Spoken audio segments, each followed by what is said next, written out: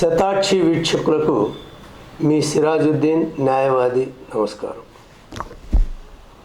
ఈరోజు మనము joint development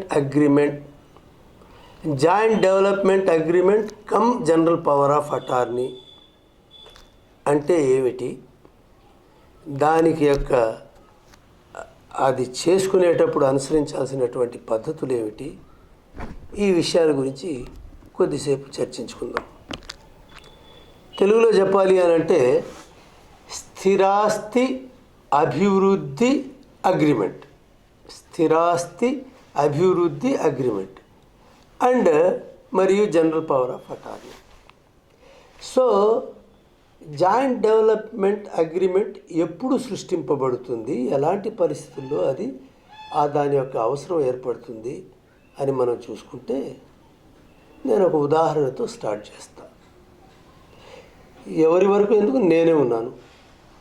for example, నాకు కొంత భూమి ఉంది, అది మంచి కమర్షియల్ ఏరియాలో ఉంది. అందులో కనుక నేను ఏదైనా ఒక కట్టడం కనుక కట్టగలిగితే నెల నెల నాకు మంచి ఆదాయం వస్తుంది. లేదు, అమ్ముకోగలిగితే మంచి డబ్బు వస్తుంది.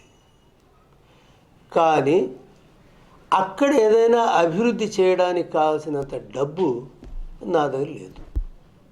మరి అటువంటి పరిస్థితుల్లో నేను అలాగే బీడుగా పెట్టి ఉన్నాను. అయితే ఎంతోమంది వచ్చారు, అడిగారు, నీ దగ్గర నేల ఉంది కదా, దాన్ని ఇవ్వు, మన ఇద్దరం కలిసి దాన్ని డెవలప్ చేద్దాము, వచ్చేటటువంటి ఆదాయంలో నీకు కొంత, నేను కొంత తీసుకుంటాము, ఆ విధంగా ఆ మేరకు మనం అగ్రిమెంట్ కూడా చేసుకుందాము అని వచ్చారు. సరే, ఆలోచించిన తర్వాత ఎంతమంది నన్ను అప్రోచ్ అయ్యారు, వాళ్ళల్లో పద్ధతిగా చట్టబద్ధంగా వ్యవహరించేటటువంటి వ్యక్తులు ఎందరున్నారు, వాళ్ళల్లో ది బెస్ట్ ఎవరు అని లెక్క వేసిన తర్వాత నేను సమ్ XYZకి అగ్రిమెంట్ ఇవ్వదలుచుకున్నాను. ఆ అగ్రిమెంట్ ఇవ్వడానికి గాను రాసుకునేటటువంటి పత్రం ఏదైతే ఉందో దానిని జాయింట్ డెవలప్మెంట్ అగ్రిమెంట్ అంటారు. దాంతోపాటు సపోజ్ నేను నిలబడి చేయలేను, అతన్నే అక్కడ నిర్మాణం దగ్గర పూర్తి స్వేచ్ఛ ఇస్తాను, ఆయనే అన్నీ సమకూర్చుకోవాలి, దానిని రెడీ చేయాలి అని అనుకున్నప్పుడు ఈ జాయింట్ డెవలప్మెంట్ అగ్రిమెంట్తో పాటు అతనికి పవర్ కూడా ఇస్తాను. నా యొక్క ఏజెంట్గా నియమించుకుంటాను, అతన్ని పవర్ ఇచ్చి ఆ పవర్ని కూడా నేను కావాలంటే రిజిస్టర్ చేయిస్తాను. ఆ డాక్యుమెంట్ని జనరల్ పవర్ ఆఫ్ అటార్నీ అంటారు. సో ఇక్కడ స్థిరాస్తి అభివృద్ధి అగ్రిమెంటు మరియు జనరల్ పవర్ ఆఫ్ అటార్నీ అనేది ఏర్పడుతుంది ఇద్దరి మధ్యలో.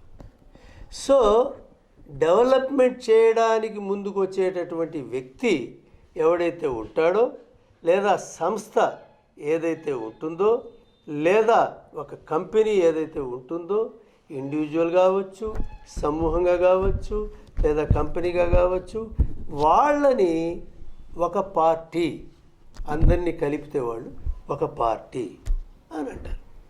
అదేవిధంగా నేను భూమి ఇస్తుండేటటువంటి వ్యక్తిగా నేను ఒక పార్టీ అవుతాను. అందులో ఒకవేళ నేను ఒక్కడనే కాకుండా నాతో పాటు ఇంకొంతమంది హక్కుదారులు ఉంటే, యాజమాన్యం కలిగినటువంటి వాళ్ళు ఉంటే, మా అందరి తరపున మేమందరం కలిసి ఒక పార్టీగా ఏర్పడతాం. ఆ విధంగా ఒకటవ పార్టీ వారు, రెండవ పార్టీ వారు, డెవలప్ చేసుకునేవాడు, ఇచ్చేవాడు, వీళ్ళిద్దరి మధ్య కుదిరేటటువంటి ఈ అగ్రిమెంట్ ఏ విషయాలైతే వాళ్ళు చర్చించుకుంటారో వాటినంతా ఒక పేపర్ రూపంలో పెట్టుకుంటాం. అలా పేపర్ రూపంలో పెట్టుకునేదానికి ముందు ఈ ఇచ్చేటటువంటి వ్యక్తి ఏ పద్ధతులు అవలంబించాలి, అదేవిధంగా డెవలప్మెంట్కు తీసుకుంటూ ఉండే వ్యక్తి ఏ పద్ధతులను అవలంబించాలి అన్నది ముఖ్యంగా మనం మాట్లాడుకోవాల్సినటువంటి విషయం. నెంబర్ 1 ఏంటంటే, ఏ భూమినైతే డెవలప్మెంట్కి ఇవ్వబడుతోందో ఆ భూమి టైటిల్ క్లియర్గా ఉండేటట్టుగా చూడాలి, స్పష్టంగా ఉండాలి, ఎటువంటి వివాదాలకు లోను కాకుండా ఉండాలి. పైగా దీనికి, ఈ ఆస్తికి చట్టబద్ధత కలిగి ఉండాలి. చట్టబద్ధత అంటే ఇది సేలియబుల్ ల్యాండ్గా ఉండాలి, అంటే అమ్మకానికి ఉపయోగపడేటటువంటి ల్యాండ్గా ఉండాలి. సపోజ్ నేను ఏ గవర్నమెంట్ డీకేటీనో, లేకపోతే ఏ పొరంబోకో, లేకపోతే ఏడబ్ల్యూడీనో ఏదో టైటిల్ స్పష్టంగా లేనటువంటి ల్యాండ్ నా దగ్గర కలిగి ఉండి, అటువంటి ల్యాండ్ నేను కనుక ఎదుటి వాళ్లకు డెవలప్మెంట్ కోసం ఇస్తే అది చెల్లుబాటు కాదు, చెల్లుబాటు ప్రశ్నించబడుతుంది. కాబట్టి అటువంటి ల్యాండ్గా కాకుండా స్పష్టమైనటువంటి హక్కు కలిగినటువంటి ల్యాండ్గా అది ఉండాలి. అందుచేతనే ఈ ల్యాండ్ను డెవలప్మెంట్కు తీసుకునేటటువంటి వ్యక్తి ఎవడైతే ఉంటాడో ఆ వ్యక్తి ఈ ల్యాండ్, ఈ భూమి యొక్క చరిత్రను స్పష్టంగా చూసుకోవాలి. ఈ ల్యాండ్కు సంబంధించినటువంటి డాక్యుమెంట్స్ ఏమున్నాయి, దానికి సంబంధించినటువంటి లింక్ డాక్యుమెంట్స్ ఏమున్నాయి, అవి ఏం చెబుతున్నాయి, ఎన్నేళ్ల వరకు ఉన్నాయి, ఎప్పటి నుంచి ఉన్నాయి, 30 సంవత్సరాల క్రితం వరకా, 50 సంవత్సరాల, లేదా 100 సంవత్సరాల, ఎక్కడి నుంచి వీలైతే అంతవరకు కనీసం ఒక 30 సంవత్సరాల లింకునైనా కరెక్ట్గా చూసుకోగలగాలి. ఈ ఆస్తి టైటిల్ ఫ్లో అంటారు, ఫ్లో ఆఫ్ టైటిల్. ఈ టైటిల్ సక్రమంగానే వచ్చిందా, ఇప్పుడు ఎవడైతే ఇస్తున్నాడో అతను కొన్నాడా, లేకపోతే అతనికి వారసత్వ రీత్యా వచ్చిందా అన్నది చూడాల్సి వస్తుంది. అలా వారసత్వ రీత్యా వచ్చి ఉంటే అది వారసులందరికీ సక్రమంగా చేరిందా లేదా, ఈనాడు డెవలప్మెంట్కు అగ్రిమెంట్ ఇవ్వడానికి వచ్చినటువంటి వాళ్ళంతా అలా వచ్చినటువంటి సరైనటువంటి లీగల్ హెయిర్సా కాదా అన్నది చూసుకోవాలి.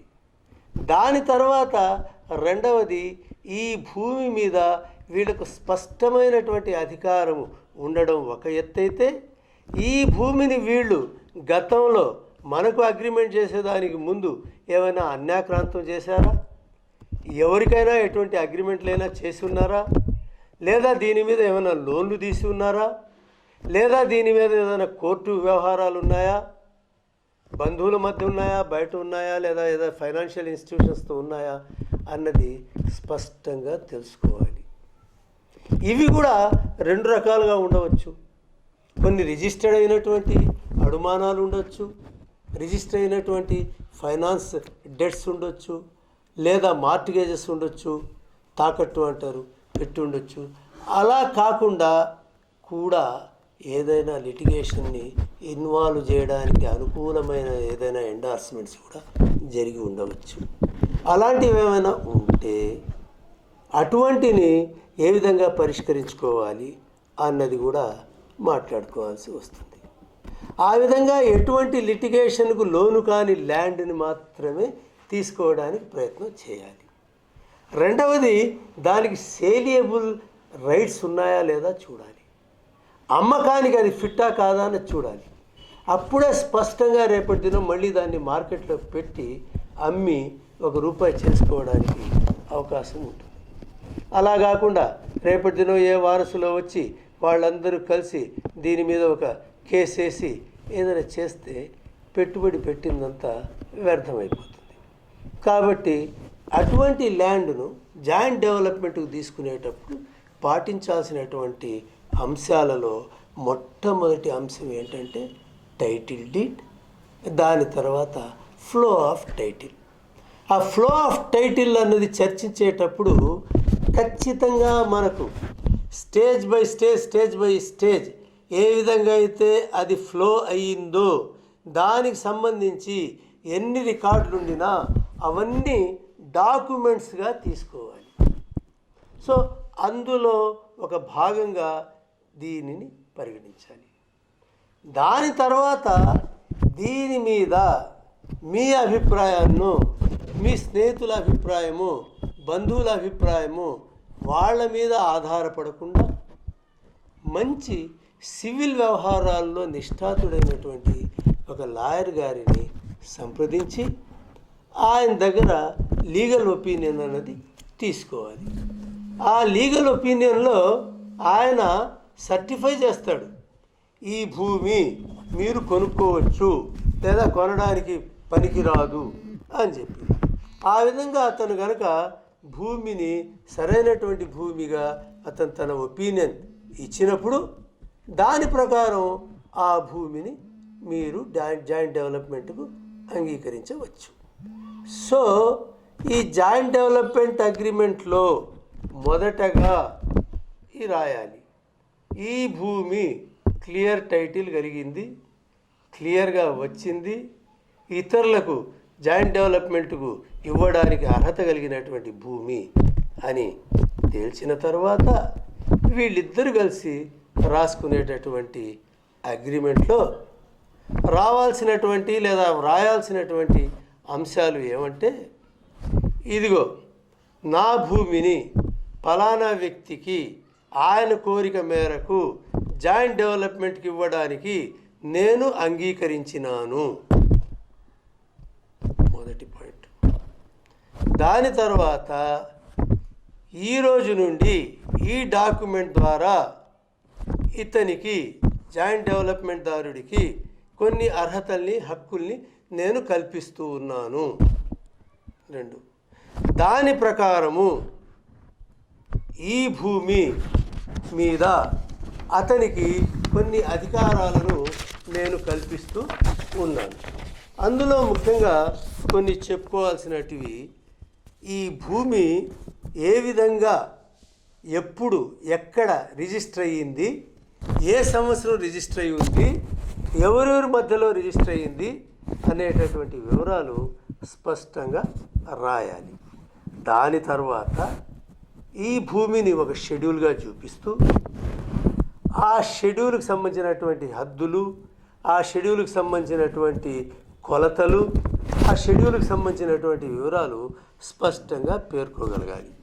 పేర్కొంటూ అందులో చెప్పాల్సినటువంటి కొన్ని ముఖ్యమైనటువంటి విషయాలు ఏమంటే, మీరు ఈ విధంగా అపార్ట్మెంట్ కట్టుకోవడానికి అంగీకరిస్తున్నారు కాబట్టి ఆ అపార్ట్మెంట్కు సంబంధించి కట్టడానికి కావాల్సినటువంటి ఇంజనీర్ కావచ్చు, లేదా దాని ఫ్లాట్స్ కట్టించేదానికి మెటీరియల్స్ కొనుగోలు చేయడానికి కావాల్సినటువంటి వ్యక్తులు కావచ్చు, వాళ్ళకి ఇవ్వాల్సినటువంటి జీతభత్యాలు కావచ్చు, కూలీలు కావచ్చు, ఈ వగైరాలన్నీ ఎవడైతే డెవలప్మెంట్ చేయడానికి అంగీకరిస్తాడో ఆ వ్యక్తి భరించడానికి అంగీకరిస్తున్నట్టుగా అంగీకరించాలి. ఆ విషయాన్ని స్పష్టంగా రాయాల్సి వస్తుంది.